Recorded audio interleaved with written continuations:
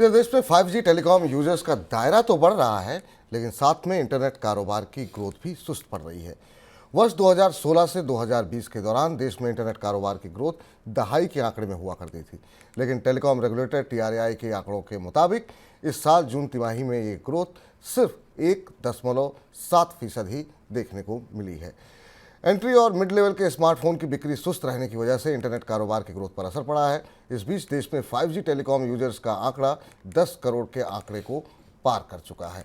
Sir, internet कारोबार में ये गिरावट कितनी बड़ी आप मान रहे हैं और इसका क्या असर देख रहे हैं? आज के समय, आज के दिन की ये सबसे बड़ी खबर और सबसे चुनौतीपूर्ण और चिंताजनक खबर है भारतीय अर्थव्यवस्था के लिहाज से। GDP गिरने से भी ज़्यादा चिंताजनक खबर है कि भारत में इंटरनेट की खपत कम हो रही है, इंटरनेट का इस्तेमाल घट रहा है। ये लगभग एक किस्म का पैराडॉक्स है, एक किस्म की असंगति है। जब हम अपने चारों तरफ ब्रॉडबैंड नेटवर्क्स को फैलते हुए देखते हैं, वाईफाई को फैलता हुआ देख रहे हैं, हर व्यक्ति के हाथ में फ़ोन देख रहे हैं, तब TRAI का आंकड़ा हमें ये बता रहा है कि भारत में इंटरनेट का इस्तेमाल घट रहा है। पहले आंकड़ा देखिए जो बेहद चौंकाने वाला है।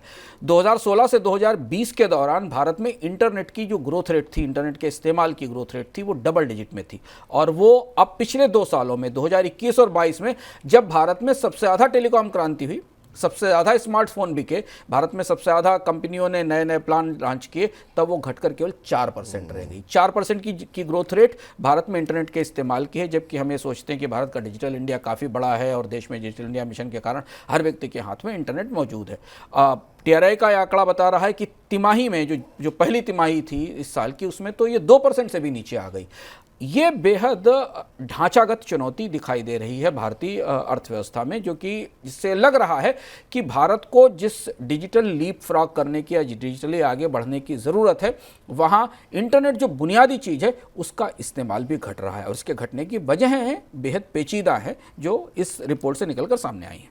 सर, भारत के जो डिजिटल भविष्य को लेकर के क्या संभावनाएं लग रही है, क्योंकि ये नंबर्स तो काफ़ी चौंकाने वाले हैं और डिजिटल इंडिया की बात होती है, तो ये इस ग्रोथ से हम कैसे अचीव करेंगे? जो घटने की वजह है वो समझना जरूरी है। और छोटी गिरावट नहीं, क्योंकि बड़ी गिरावट है। हमने 3 साल के अंदर हम डबल डिजिट से सिंगल डिजिट से अब 2% से नीचे आ गए। इसकी सबसे बड़ी वजह यह है भारत में स्मार्टफोन की महंगाई। हम आपको लगातार बता रहे हैं कि भारत में जो एंट्री लेवल के स्मार्टफोन्स हैं वो लगातार महंगे होते चले गए।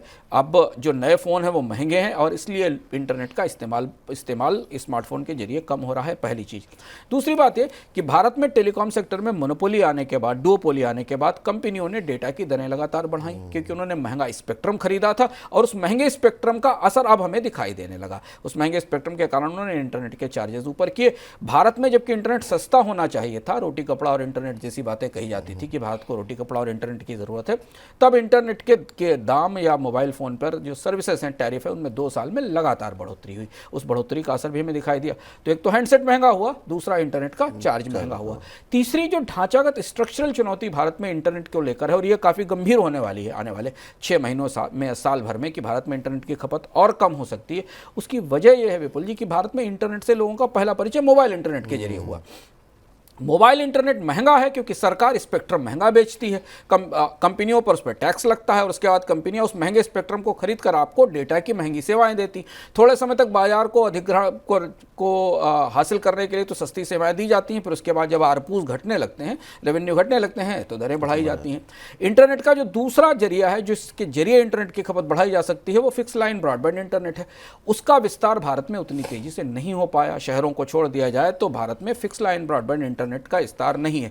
भारत में अधिकांश लोग मोबाइल इंटरनेट का इस्तेमाल कर रहे हैं और मोबाइल इंटरनेट में प्राइस बढ़ने के कारण उसकी खपत में, उसकी मांग में गिरावट आती है।